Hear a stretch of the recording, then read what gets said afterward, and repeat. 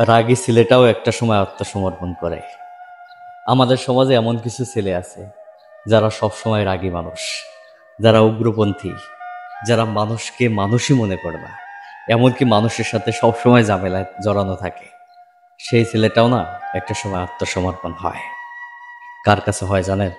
একটা মেয়ে মানুষের কাছে, তার ভালোবাসার মানুষটার কাছে। যেই ছেলে সবসময় রাগ করে থাকে, যেই ছেলে সবসময় মানুষের সাথে ঝামেলায় জড়িয়ে থাকে, সেই ছেলেটাও একটা সময় ঘরবন্দি হয়ে যায়। কেন হয়ে যায় জানেন? তার ভালোবাসার মানুষটার কাছে। যে মানুষটা ভালোবাসা পায়, সে পৃথিবীর সব কিছু ভুলে যায়। কিন্তু যদি কেউ ভালোবাসা না পায়, সে কখনোই আর ভালো হতে পারে না।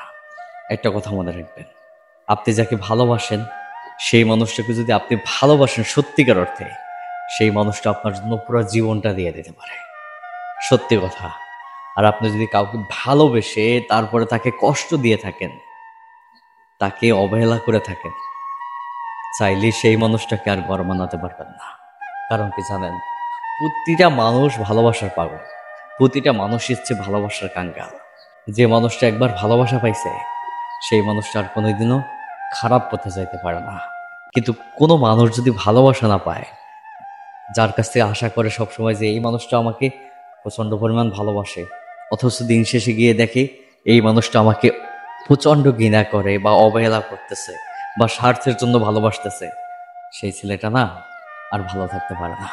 ওই যে আমি শুরুতে বললাম না, যে একটা ছেলে চাইলে কিন্তু বদমেজাজি ছেলে, উগ্রপন্থী ছেলে, রাগী ছেলে, সেই ছেলেটাও কিন্তু একটা সময় ঘরবন্দি হয়ে যায়।